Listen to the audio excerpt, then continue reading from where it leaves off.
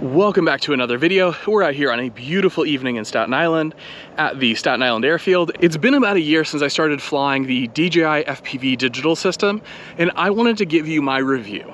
It's an interesting time to give this review because right now there's all sorts of new goggles and digital systems dropping, from HD Zero to Fat Shark and the Walk Snail avatar system to DJI releasing a new goggle. Does it support the old air units? We don't know yet.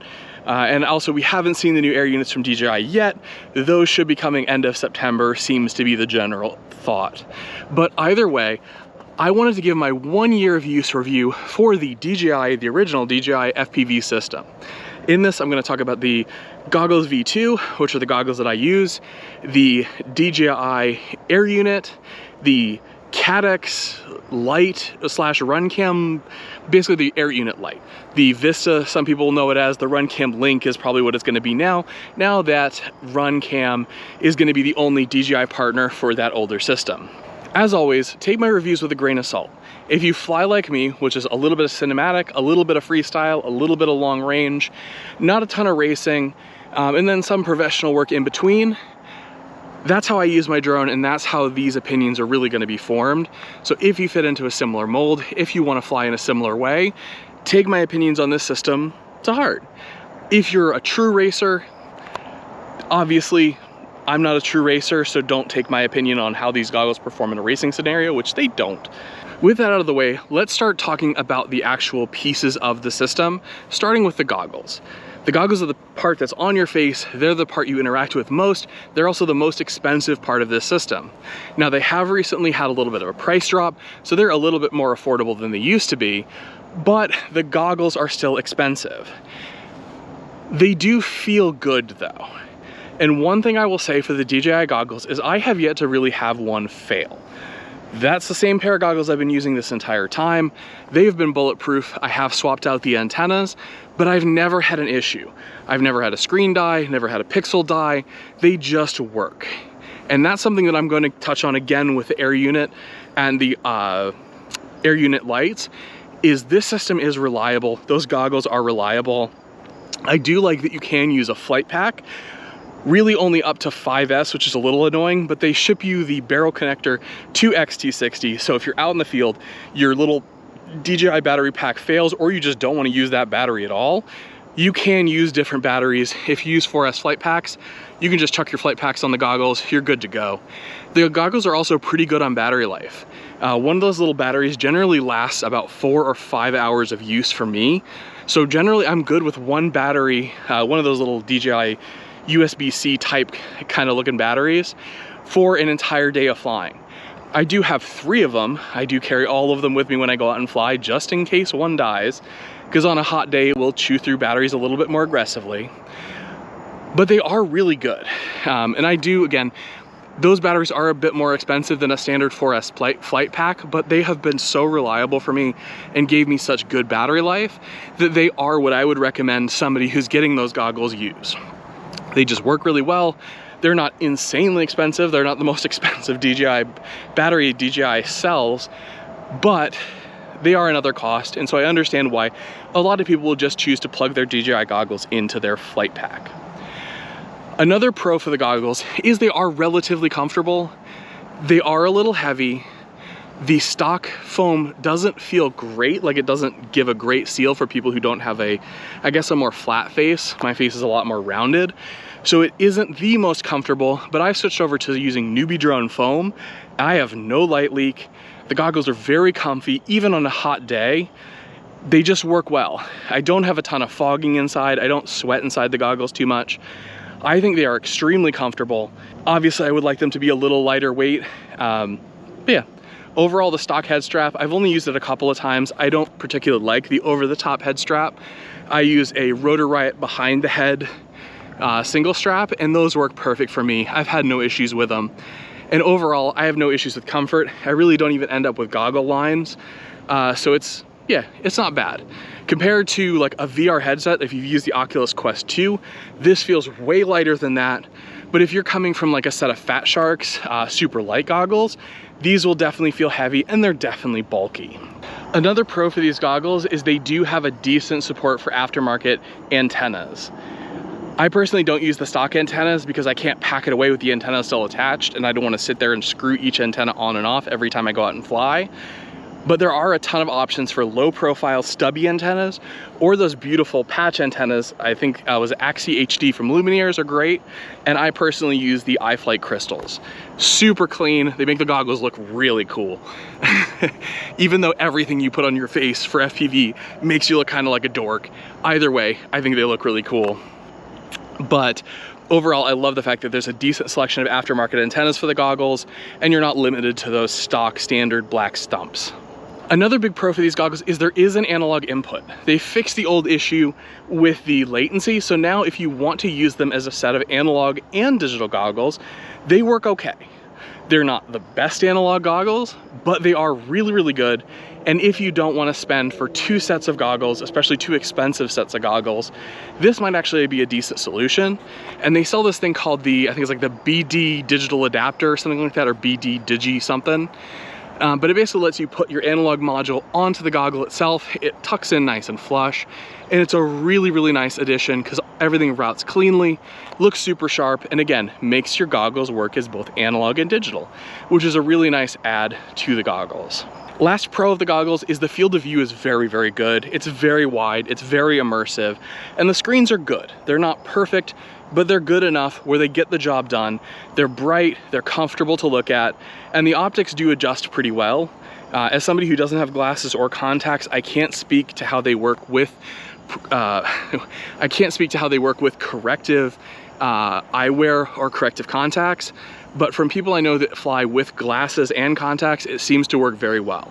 The lenses don't sit too close to your eyes, so you can just wear your normal glasses, or they work fine with contacts, because obviously it doesn't touch your eye, so you're good. Now let's get on to the cons of the goggles. And first and foremost, my biggest con with the goggles is the screen isn't OLED. Switching from like the SkyZone, was it 04Xs, the Orcas, the Fat Sharks, seeing those OLED screens and switching back to the DJI, the LCDs in there do look a little washed out. It's not a big enough deal to really be like a killer, like it's not big enough where it's like a killer for these goggles, but the screen could be so much better. And it seems like with the Gen 2 goggles, if they do work with the older system, those do have OLED screens, and so they will look beautiful and vibrant and deep and rich. Super excited to try those out once they work with air units for custom built quads, but until then, it's what we got and what we deal with. Next con for the goggles is the foam out of the gate is not comfortable. I know I mentioned this 2 seconds ago, but I just want to harp on it again. There's a ton of options for aftermarket foam, which do work really, really well.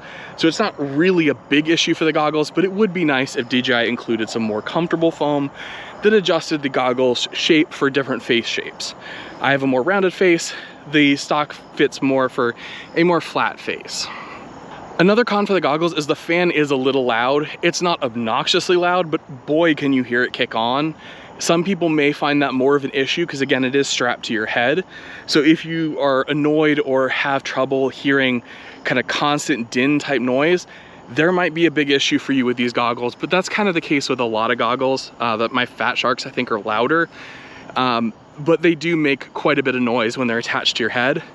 The battery also makes noise. If you do have the battery on the strap, you sometimes can hear some electrical humming from the battery, which again, some people may find annoying. That's pretty much it for the goggles. Let's move on to the air unit and the air unit light.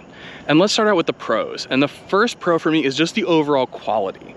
While the cameras can differ, the quality of the air unit and the stock air unit camera, as well as the Caddx and Nebula Pro camera, they are fantastic. The video you get back allows you to see crystal clear. It is not perfect, but it allows you to navigate really technical, really tight, really complex environments, and allows you to go places that I cannot with analog. Even with HD0 when I've tried it, it isn't quite as sharp or as clear. So I can go navigating in and out of even inside tight trees with that DJI system, and it works fantastic. So the overall quality of the output from those VTXs, spot on. To that same point, the actual build quality of the air unit and the air unit light is amazing. I know there are some people who have got some air units to die, but I have yet to kill an air unit, knock on wood. Both the air unit and the air unit light, even my, I have a couple of Vistas that are decased, so there's no heat sinks on it at all. I have yet to have one fail. And with how I fly and how aggressively I fly these quads and the situations I put them in, it is shocking. I only flew just analog for about 3 months before switching over to digital FPV. And in those 3 months, I killed 2 VTXs. They weren't the greatest quality VTXs. One was the stock one that came on the iFlight Nazgul, but just how good and how durable those DJI air units and air unit lights are, I give it a huge thumbs up for durability, huge thumbs up for actual physical build quality. Last pro for the DJI air units is the fact that you can use a control link. It is a little frustrating that you only can use that DJI FPV controller, not the gray one, the big chunky black one. It is great that you can basically simplify a build and not include a receiver and use the Vista as both your control link and your video link. It really does simplify a build and can make things almost solderless, because most Vistas have that S-Bus plug in it when you plug it into your flight controller. I think that's a huge plus for the digital DJI system, and I do hope when they roll out the new air unit, which again, it looks like there is a yellow wire in the early spy shots that I've seen, I really hope they do include that control link in it. And it would be nice if they switched over to the gray controller, because that black controller is a little bulky and I'm kind of ready to retire it. For me, there aren't many cons. There's really just two. First, there are limited camera choices. There are only a few manufacturers who make cameras for the system.